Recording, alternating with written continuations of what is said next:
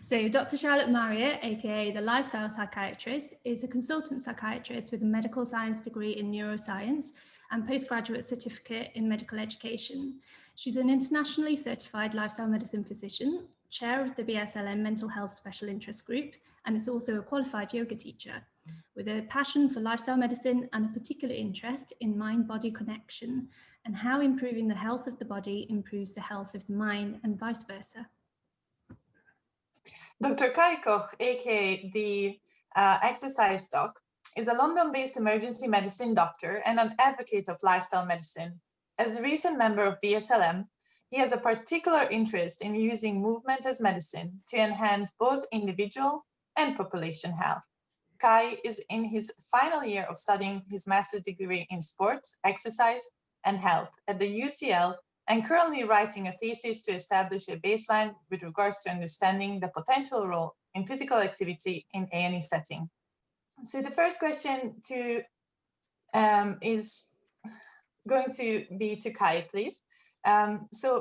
Before we start, Kai, can you tell us what's the difference between physical activity and exercise, and what counts as physical activity? Yeah, great. Hello, everyone, and thanks, guys, for having me. It's really nice to be on, and I enjoyed that stretch. So thanks for reminding me to do it. Yeah, so getting straight into it. Physical activity is really anything that makes your body move, or anything that you require energy to do any type of movement. So that could be walking, that could be doing housework, that could be doing anything basic, whereas exercise is more of an intention to do a repetitive type of movement. For example, lifting weights in the gym, potentially going for a run, doing sprint training, anything of the sort. So those are the two main differences between physical activity and exercise. I think it's a good point to raise because they're often used interchangeably in things, but I think it's more important that people understand the differences and what really we need to be doing is more physical activity in terms of health benefits. Great, thank you for that. And both Charlotte and Kai, can you tell us what made you get into physical activity and what motivated you to start? Who wants to start? Shall I start? Go for it. Okay. Well, I guess, I've always been really active. When I was young, I was never any good at school sports. I remember very clearly, got a very, very clear memory of my hockey teacher shouting at me as I ran down the pitch after the ball, "Charlotte, you lemon, what are you doing?" And I was, oh no, I just don't understand this game. Never any good at sport at all, but I always really enjoyed being active. Grew up in the countryside, we were always out walking. So I used to do skateboarding, go-karting, all sorts of things, just always active, skipping, cartwheeling, and really from a young age enjoyed the benefits of being active. I think as I grew older, it was really when I was at university in London that I needed to move, because the high pressure environment of the bustling city used to make me feel quite sort of stressed and frustrated. So I'd get home at the end of the day and dump my bag and go for a long walk in the park or go for a run. And that really helped me de-stress and feel calm again. And that's when I got into yoga at the same kind of time. And physical activity for me, especially outdoors, has always been really important since that time. And thank you very much for that. And Kai, how did you get into exercise? Yeah, I've kind of been physically active really for since I can remember. I think my parents kind of always encouraged me to be physically active. I was brought up in South Africa actually, so we had dogs and things. We had a lot of space. There was a lot of mountains. We used to go hiking when I was younger, so it was always just to me, it was always a routine part of life. And then as that progressed through school, we used to have mandatory exercise in school and mandatory like games or PE lessons or whatever, which was, I feel like, a lot more regular potentially than what there potentially is these days. But it was always just incorporated into daily life. And I think kind of that has really been instilled, and I kind of try as much as I can with kind of pressures these days to try and keep it going really. So yeah. Fantastic. So I would like to ask you, how do you both incorporate this physical activity into your clinical practice? And do you have a patient success story to share with us, if Kai?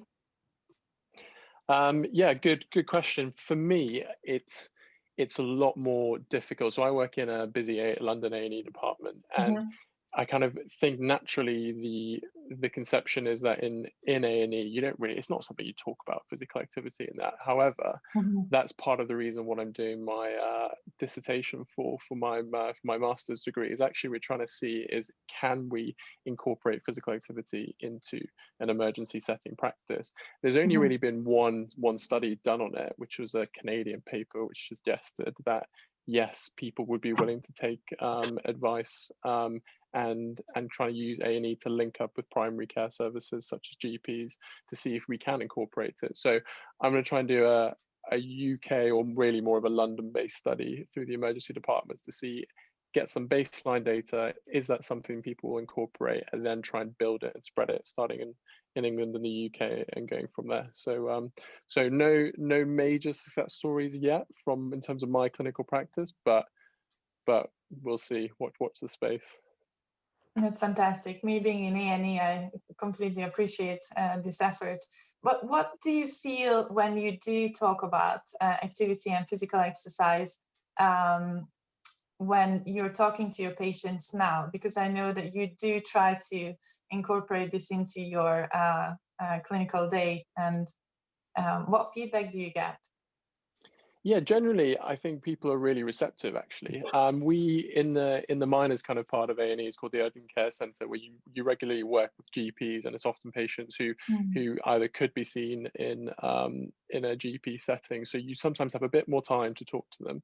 And generally, people are really receptive. I try to kind of, similar to the first question you asked about explaining what physical activity is, and often it's kind of the underlying education, and people are, you know, it doesn't have to be a big scary step. You don't have to go to the gym 3 times a week or anything. It could be simple basic things that you can incorporate into your daily life that within, you know, days and weeks you can start seeing benefits from.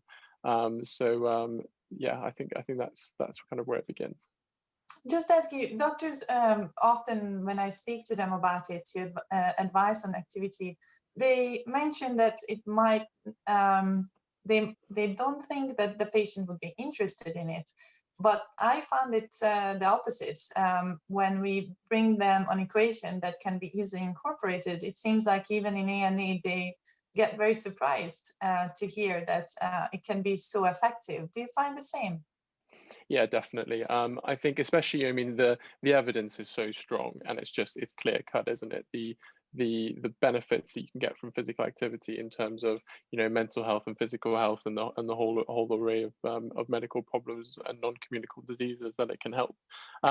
Yeah, I think people are really open to it, and especially if it's one less pill that they have to take, or if it's something really simple that they can incorporate that doesn't cost them things, that can improve their, oh sorry, I lost my phone there, their daily life, and a few bits and bobs. And I think, yeah, it's to me a no-brainer, and I think more and more people are definitely willing to take it on board and realize it. So yeah, I think there's a big window for it.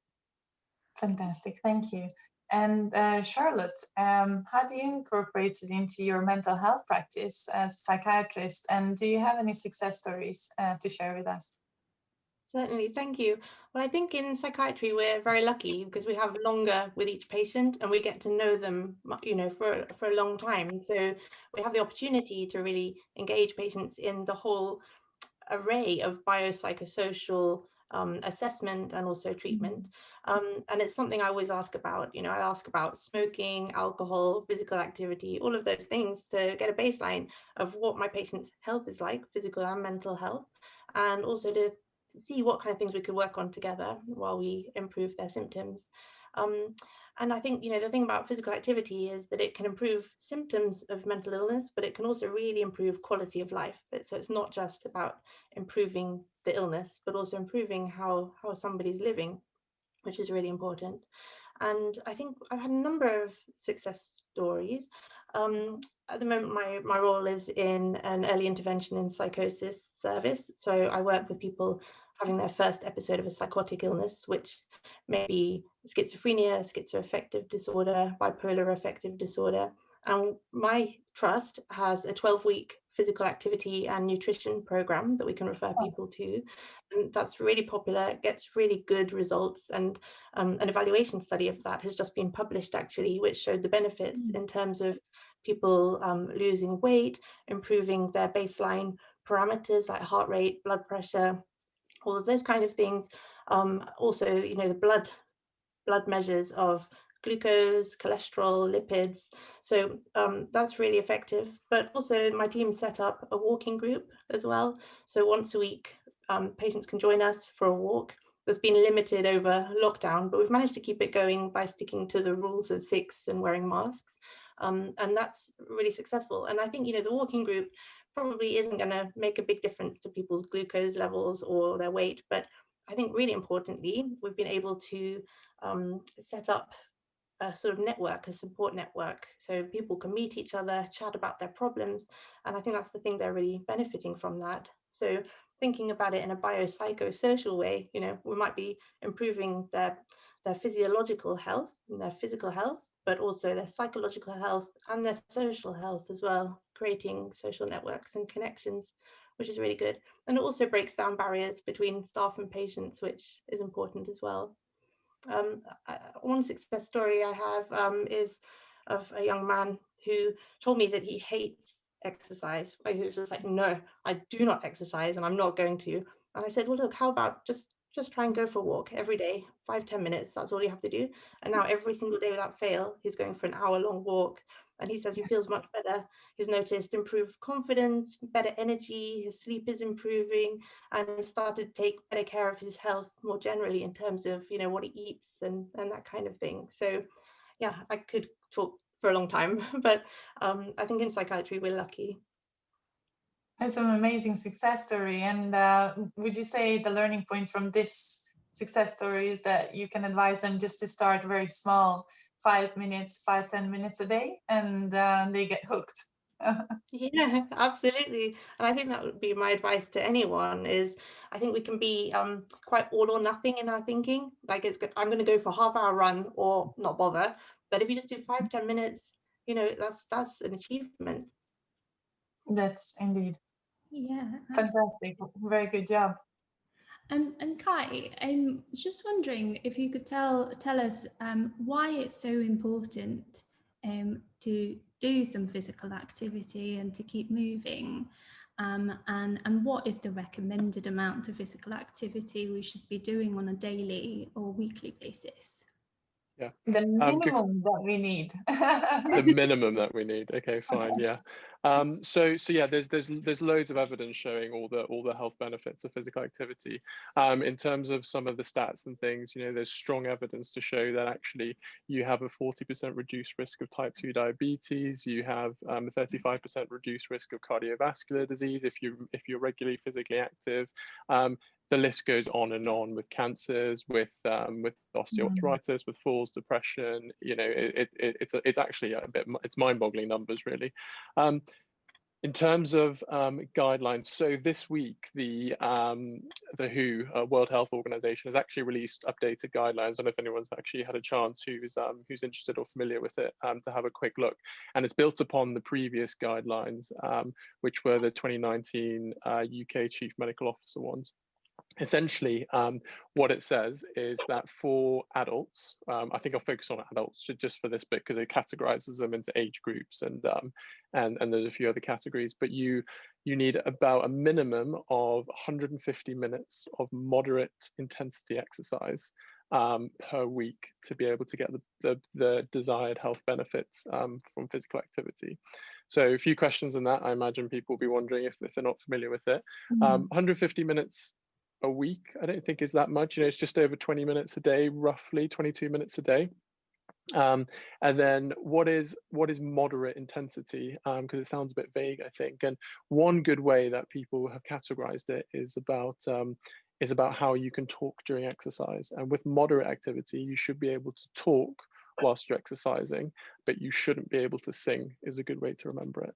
So I always find people find that quite helpful when they try and categorize how hard am I working. Yeah, and it's important to notice actually that might be different for everyone. So you know, my level of what I count as moderate level of activity might be completely different to what, say, my mum or grandparents might deem as moderate. Is that right? Yeah, exactly. So spot on. I think that's a really important point, because it's, you know, you're not comparing it to your neighbor or your family member or something. It's a self-comparative measure, and therefore you're only really guiding and pushing yourself as to how hard you need to work, and what is moderate for you is essentially what you're getting up to. On another string of that, the other way of doing it is you can do vigorous intensity exercise, and they recommend if you cut that number by half, so 150 down to 75. Then what you need to be doing is at least 75 minutes of vigorous activity within the week. What that includes is, so instead of being able to talk but not sing, you should struggle to be able to hold a conversation whilst you're doing that vigorous exercise. So that's just another way of remembering that, and another way of doing it. You can also do a combination of them, and yeah, I think it's a fairly good generalized way of trying to get people to understand it, I think. Yeah, that's an easy equation to remember, right? Yeah. Very good. So now what I think everybody wants to know, what is the really the minimum amount of exercise that you can do so that you're able to benefit from? But in a way, once I read from the WHO that it's 150 minutes, but people might still stress a little bit about that. Oh, I still need to do 20 minutes a day to achieve this. Do we agree that maybe even a bit less is more if you can achieve even 5 minutes? Would you advise your patients to do any if they can? Yeah, exactly. So yeah, great question. I think in a nutshell, yes. So I think the headline for it is generally that any amount of physical activity, whether you meet the guidelines or not, you know, some is good. And I think that's the way of going. I think a lot of the people that often these guidelines are targeting potentially is those who struggle to meet that amount of physical activity, is those who just think, oh, you know, I should be doing X amount, I'm not doing it, so actually I've just, there's no point doing 2 minutes because I need to do 22 minutes, so I'm not going to bother doing that. I think it's just the understanding that even if you start off doing a minute a day, what you might find is that actually you can manage that minute a day, and therefore that minute a day, because you maybe enjoyed it or you did something whilst boiling the kettle, you decided to do some squats whilst doing that, and to incorporate it into your daily routine, you then build on it, and then before you know it, you might be doing 10 minutes a day, then 20 minutes a day.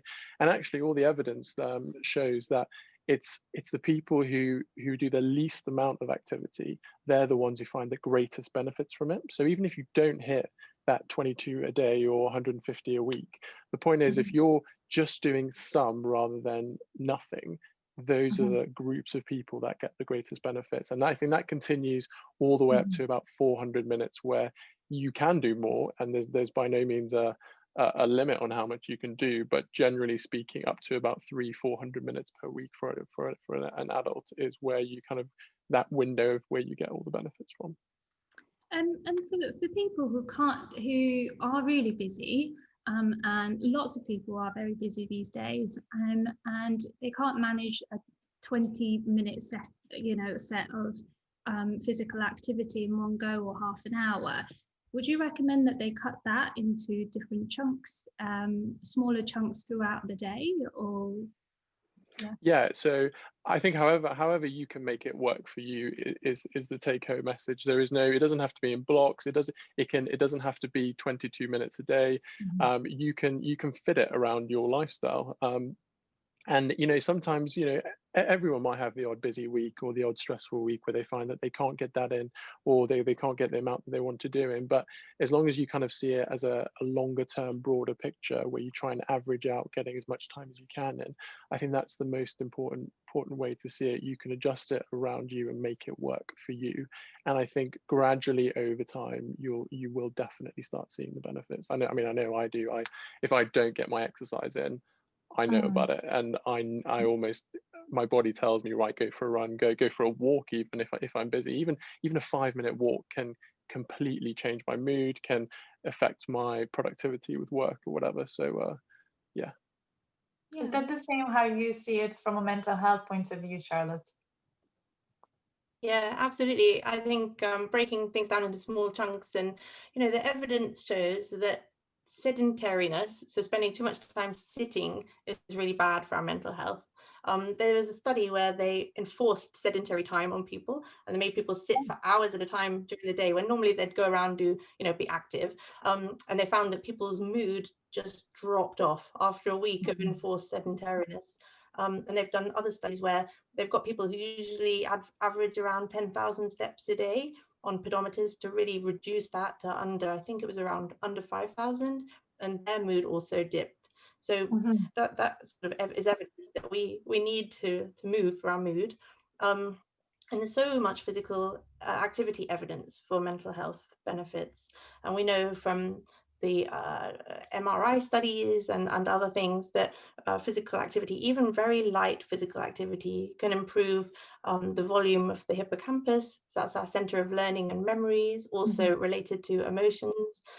It impacts on the way our prefrontal cortex talks to our limbic system, so it can help us modulate our emotions, feel calmer, happier, less stressed.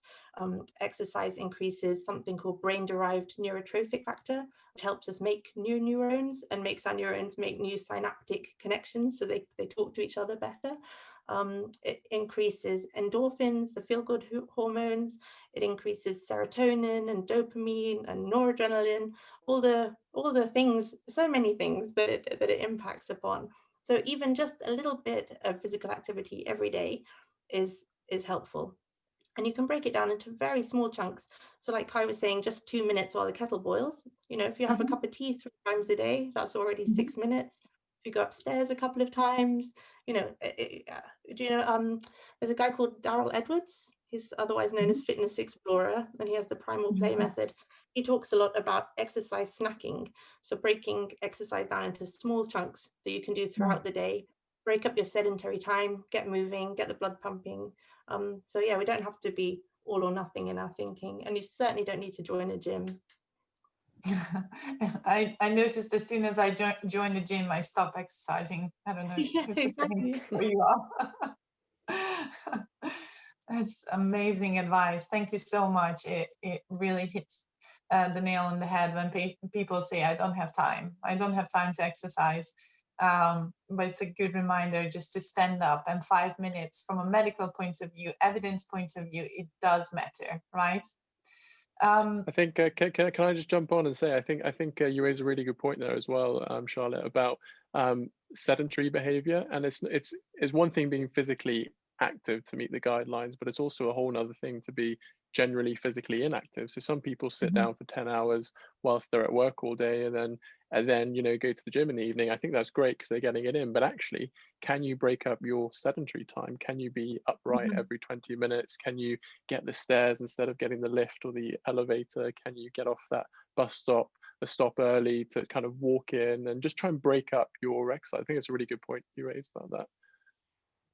Can you tell us a bit about the sedentary life? Actually, does that put you at risk, even if you, as you just said, even if you have exercise in the end of the day? Does it really put your health at risk if during the day you sit down all day long and you don't move and you don't stand up from your desk? Yeah, that is a really good question, and I still think we don't really 100% know the answer to it. So in the latest WHO guidelines, there's first of all, there's no kind of set criteria on sedentary behavior. So how often should you move? I like to go off a guide if you can, even if you're at your desk and you've got a lot of work to do. If it's 20 minutes, 25 minutes, half an hour, get up, move around a little bit, do something really simple.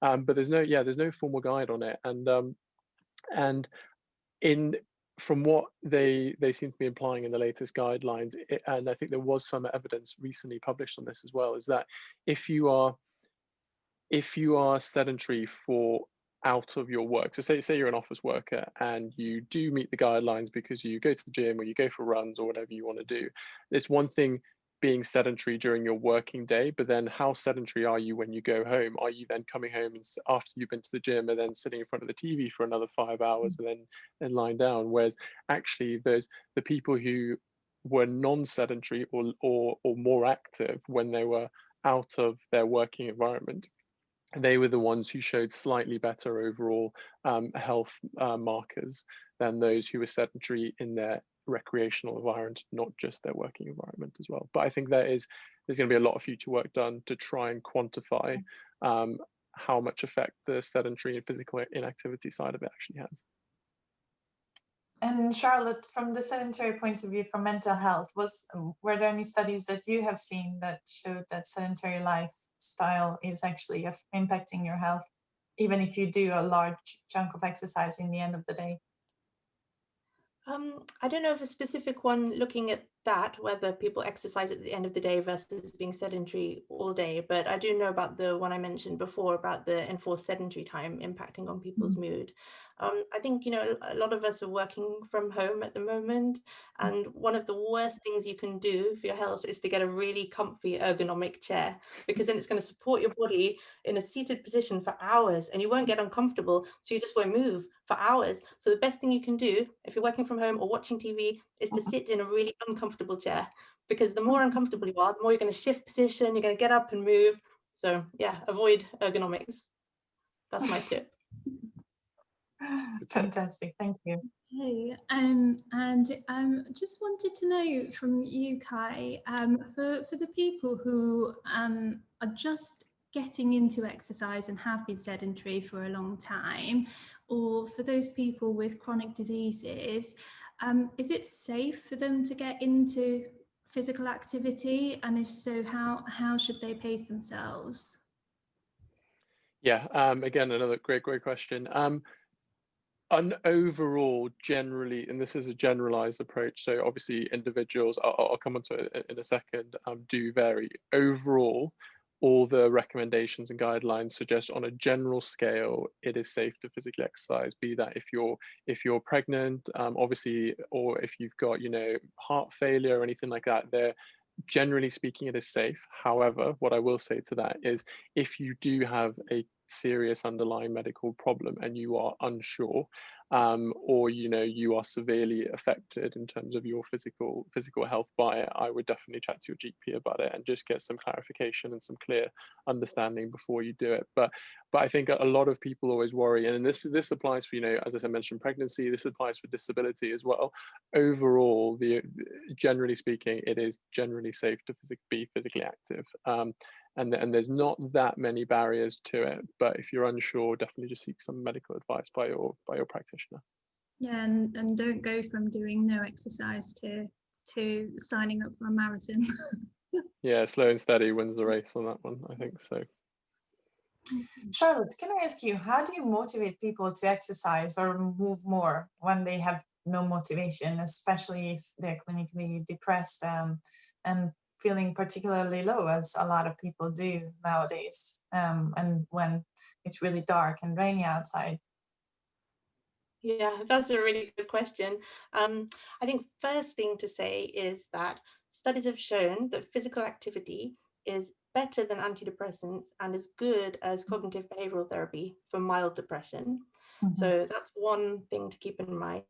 Obviously, if somebody's got more moderate to severe depression, then antidepressant medication is more effective and necessary and sometimes life-saving. But in mild depression, physical activity beats antidepressants. The other thing to mention about that is that, you know, depression, when you've got clinical depression, along with low mood, you have loss of motivation, loss of interest and pleasure in things that you normally enjoy, loss of energy, just no get up and go. So indeed, motivating to exercise can be very difficult in those circumstances. And I think this is maybe where we need to take motivation out of the equation. And this can be helpful for all of us, actually. So BJ Fogg, he's a psychologist who's a behavior change expert, who's done a lot of research into behavior change. And he says motivation is just useless because, you know, one day you've got it and then the next day, no, you don't want to go for a run or whatever. So he says to make it a habit, it needs to be small, it needs to be easy, you need to be able to tag it onto something you already do, and you need to celebrate it each time you do it, so that then you don't need to motivate yourself to do it, it just becomes something you do. And he tells a story about how he decided to get fit by doing 2 press-ups every time he went to the loo. So he'd go to the loo, he'd jump down on the floor, do 2 press-ups, and then be like, yeah, I did it, I did my press-ups. And then you go to the toilet so many times a day, don't you? So 2 press-ups becomes 4, becomes 6, becomes 8. And then before you know it, you can do 5 or 10 or 20 in a row. So he said now he's at the stage where he's doing sort of 80 press-ups a day. And it's just his habit. Every time he goes for a wee, he does some press-ups. So if you can tag it onto what you do, and it becomes something you do, you don't need to motivate yourself, because it's not a question, shall I go out for a walk? It's raining, I don't think I will. It's just kind of, okay, I drop the kids off at school and then I go for a walk. Do you see what I mean? Yes, that's a really good advice. I think I'll take this Lou advice. Let's see how many press ups you can do by the end of the winter with that. That's fantastic. Yeah. And then I guess oh, sorry, Erica. I just was going to say, with depression, I think it could be really helpful to have your support network kind of rally around you and help motivate you if that's lacking. So if you've got a friend or a family member who will come around and say, come on, let's go for that walk, we'll just do 5 minutes. Sometimes you need a bit of an external push as well. So sorry, Erica, I interrupted you. No, not at all. Sorry, I interrupted you. That's a really good tip about, tagging on to something that you already do. And I know that you're also very passionate about nature. And I just wondered if you could tell us what impact nature has on our body and mind. Mm-hmm. Well, I think let's think about that from a biopsychosocial point of view as well. One thing that I'd like to talk about is forest bathing, or Shinrin-yoku, which has been a popular thing in Japan for the past few decades. And they've done quite a bit of research on it now to show what the benefits of forest bathing are for our body and mind. And they've shown that spending an hour or 2 in a forest once a month is enough to increase your natural killer cell numbers. So that's part of your immune system that fights infection, boost natural killer cell numbers, regulate your T cell numbers, and also have a meaningful impact on your cortisol levels and your adrenaline levels. And those are stress hormones in the body that are associated with stress and exhaustion and depression. Forest bathing is something that can really help us. And, it sounds kind of airy-fairy, but all it means really is spending time in a natural environment. They think part of the reason that it works is because of something called phytoncides, which are, they're kind of like essential oils, natural volatile compounds that trees release from their leaves. And we inject them through our skin, and when we breathe in, we get these phytoncides, and they seem to have a direct impact on natural killer cell numbers and our cortisol. There are other things in nature that impact us. So people talk about biophilia, which is how we humans, as animals, biological organisms, have a natural affinity with the natural world around us. Part of that is mediated by I've just forgotten what they're called. They're the patterns in nature. So, and if you see a snowflake and it's got the pattern, fractals, they're called fractals, or leaves, all the patterns in nature are mirrored in your body. If you think about like the alveoli as tree-like structures in the lungs, they look like trees. Our blood vessels, our nervous system, they all have a kind of fractal pattern that's mirrored in nature. And so seeing fractals in the natural world, it seems to cause us to become calmer and more relaxed. So they've done studies that show that being in a green space can reduce your blood pressure. Just seeing the greenery can reduce your blood pressure by 2 millimeters of mercury within a very short space of time. So the more you can be in the natural world, the more it's helping you regulate your stress hormones and your immune system. And also it can impact on, like I was saying before, the prefrontal cortex, and how that talks to the limbic system, which is the lizard part of the brain that's very reactive and emotional, and it's not really conscious. But then the prefrontal cortex helps you regulate all of that emotional response to situations. So it can help us regulate our emotions, stay cool and calm and relaxed. So there are very many biological ways that it can work. And then psychologically, I think that, when you're out in nature and you look at the view, and you just think, wow, that's amazing. It makes you realize how small you are, how insignificant you are, and therefore how insignificant all your problems in life are. It gives you a sense of expansiveness, I think, and a recognition that all the day-to-day problems that we go over in our minds don't really matter that much after all. There's also research that shows that spending time in nature, and particularly walking in nature, helps us move out of the part of the brain that does a lot of ruminating and going over things. So what happened 3 months ago? What did I say to my friend yesterday that upset them? Helps you get out of that ruminating cycle and into a more creative way of thinking. So many, many benefits from being in nature. But the very good news is that just looking at images of nature in a book or on a computer screen, for example, can have some of the same benefits. So you can get those benefits even indoors. That's brilliant. That's so interesting. Thank you, Charlotte. Fascinating. That's really cool. Thank you. We're just running a little short on time, and we want to open the floor to questions from the audience. But before we do that, just wondered if both of you could maybe give us 3 practical steps that we can take to incorporate physical activity and nature into our busy lives. Okay. Yeah, I like this. So what 3 tips would I do? Take the stairs is my personal #1 tip. And actually at the hospital where I do most of my work, there are, as you go up, it's a 6th floor building. As you go up the stairs, there is a picture of a like cartoon man on the wall, and it says, "You have climbed X amount of stairs." So it always reminds me just to take the number of stairs, because you can physically see how you do it from there. I love the point, and this is something that I do, of incorporating physical activity into your routine. So for example, one of my random traits that I do is I tend to do squats while I'm brushing my teeth. So I think that's just really basic things that you can do. And the last thing I would say is find something that you enjoy, because if you enjoy it, it's something you're much more likely to stick at. Enjoy, and maybe something that you can do with your family. So it can be family time as well as exercise time. Exactly. Right. And Charlotte, what are the 3 takeaways that we can? Yeah, absolutely. I like all of Kai's, and I agree with those. I think make it small and easy, make it fun, celebrate your success, and don't get comfortable. Those are keys to keeping active throughout the day. And I think fun is really the main thing, like I said, about finding something you enjoy. For example, I hate going to the gym because it's just so boring, so I don't join the gym, but I love going out for a walk or a run, or even just playing with your kids, dancing to your favorite song in the kitchen. So there are many, many ways to be active and enjoy it. And that sentence, no pain, no gain, forget that. That doesn't exist.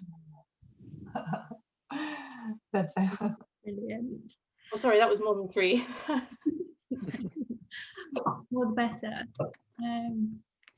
Right, okay, so we're going to open the floor to questions. If you have a question. I've got another one here for Kai. Dr. Kai, can you, is there such a thing as too much exercise? Yeah, I think definitely, like with everything, a bit too much and a bit too little of something is often not the best thing for us.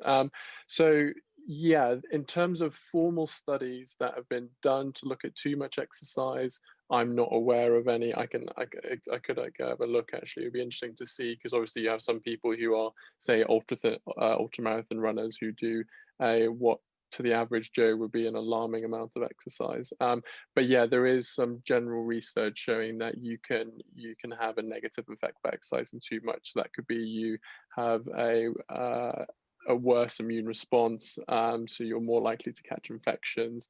You can do some, general damage to muscles and even your organs by exercising too much, be that because you're overheating, be that because you're breaking down muscles. So yeah, you can definitely do too much. I would say, for generally speaking, up to about 600 minutes of exercise per week, and that is of moderate intensity, is kind of the upper limit of where you, if you're looking to do it from a health perspective, is where you should really keep it at. 400 to 600 is the most. Excellent, thank you. Thanks for sharing that. I've also got another question here. What sort of physical activity is good to build up for someone who doesn't do much activity at the moment, other than walking? I'll start if that's okay. So yeah, I think one, I really like this question is actually because one thing that I've not managed to cover yet is it's definitely one thing doing general physical activity, but the guidelines recommend, and again, I'll focus on adults up to the age of 65, is that we should also be doing some form of strength training at least twice a week. And that can be even body weight training, such as doing push-ups or doing sit-ups, or pull-ups if you've got a bar at home, or using a chair to do some dips and tricep dips and things. So I think variety is good.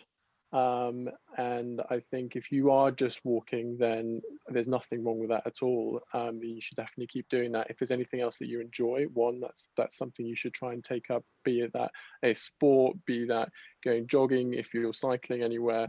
But I think trying to incorporate some form of resistance training, especially as you go from the older age groups and above, is more important. And I think they've now incorporated that twice a week up to the age of 65 of some form of resistance training, and then going up to 3 times a week, if not more, once you're over the age of 65, just to reduce your risk of falls, increase that proprioception when you're walking and things. So then you might, break your hip or something like that. So yeah, I think it's a good question.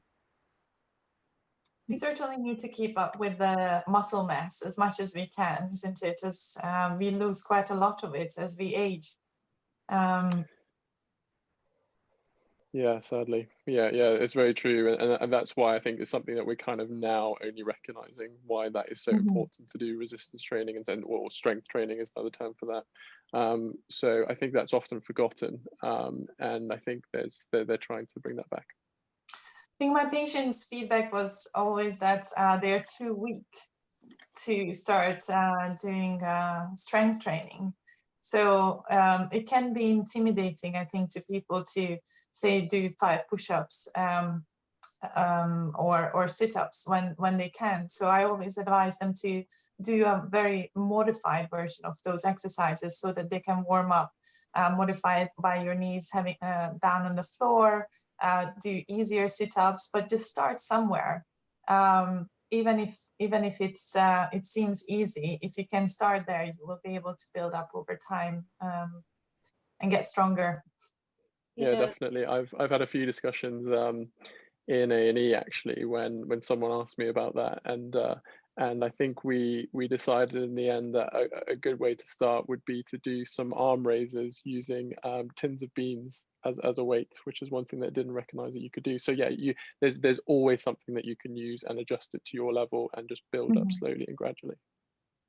Yeah, absolutely. And even carrying your supermarket shopping is a form of strength training as well. So it doesn't have to be a repetitive exercise. Gardening is also good. Hi, I do have a question. For those people who have arthritis, and often I get a lot of patients with arthritis coming to the GP, and I recognise that movement is actually very important as part of their management and managing their pain.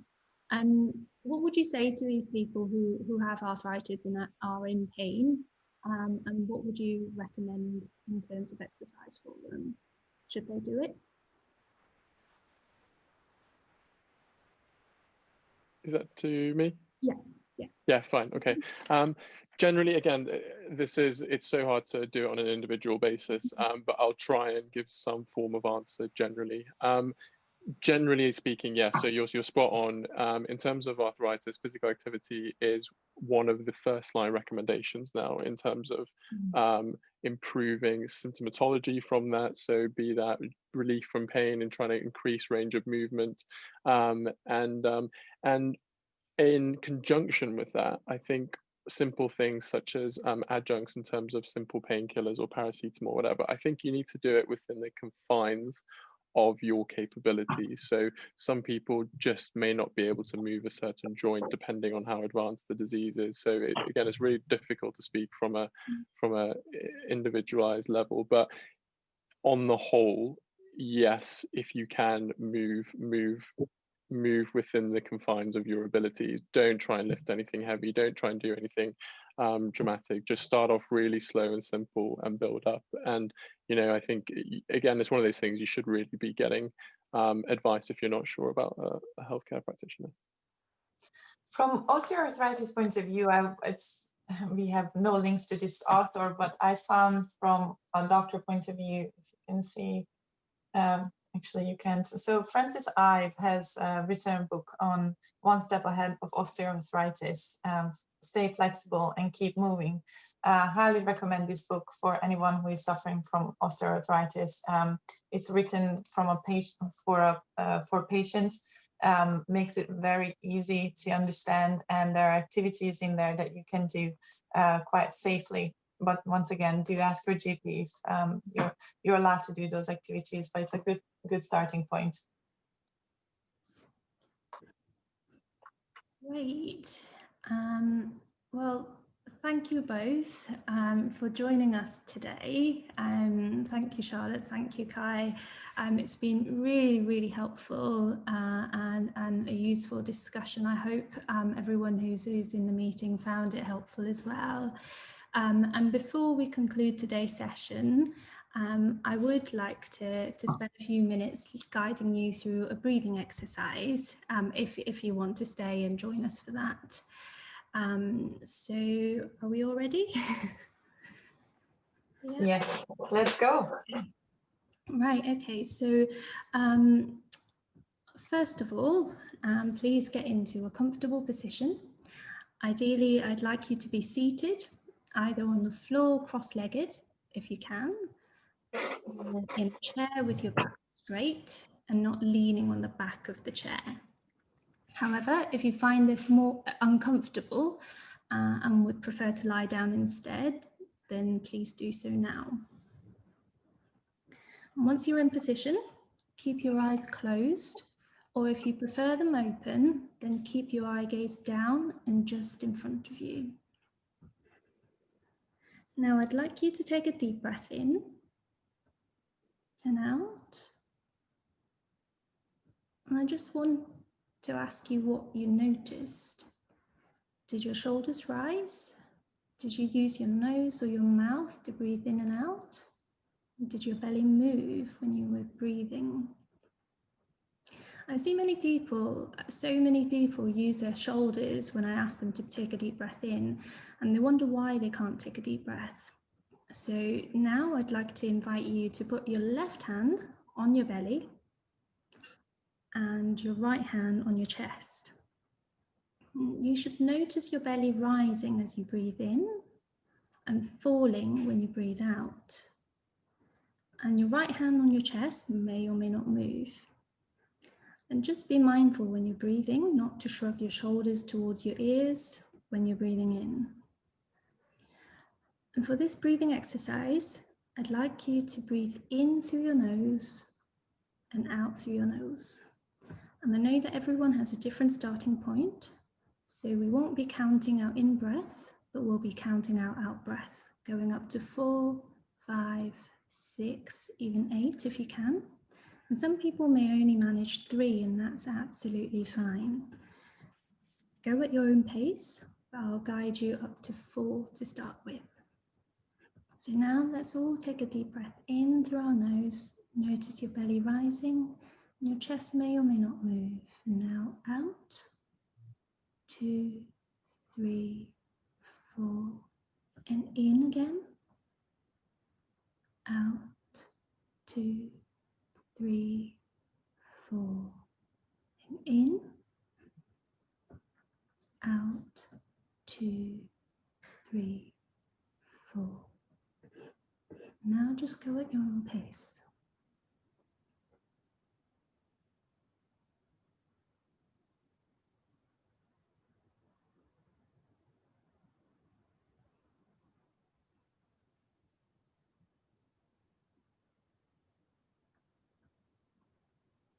Remember your belly rises as we breathe in and falls as we breathe out, and the shoulders shouldn't be moving. And you can put your arms down if you wish.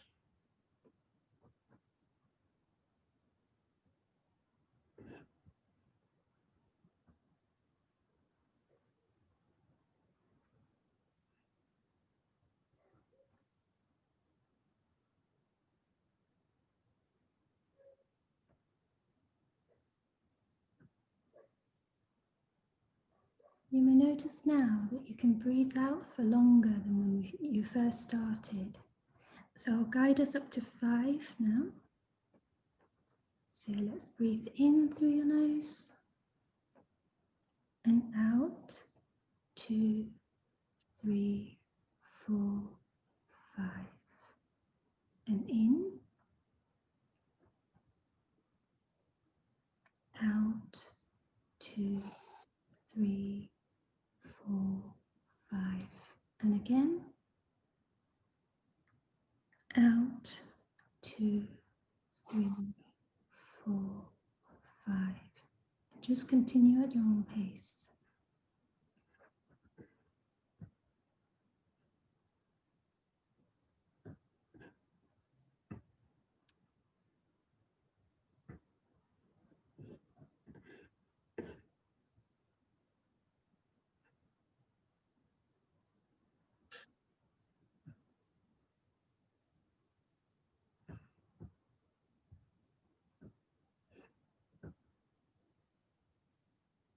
As we come to a close, just want you to notice how you're feeling. You may feel calmer and more mindful than you did a few minutes ago. And there isn't anything complicated about breathing, so I invite you to try this out when you're feeling stressed out in the week. Try to repeat the breath cycle about 5 times at least, and this should only take about 1 to 2 minutes. Now you can slowly open your eyes. So I'd like to thank you all for coming. And if you'd like to leave the meeting now, it's been great having you on, and we hope to see you again next week. But before you go, Sophie's just going to post a feedback form link in the chat. If you could just spend 1 or 2 minutes filling that out for us, that would be really helpful. And have a great week. If you'd like to stay on and socialise and chat with us for 15 minutes or half an hour afterwards, we will be here. But before we do that, we'll take a 5-minute break so that you can go to the toilet, grab a cup of tea, and just to make sure that you don't leave the Zoom room, the Zoom meeting, and we'll see you back here in about 5 minutes.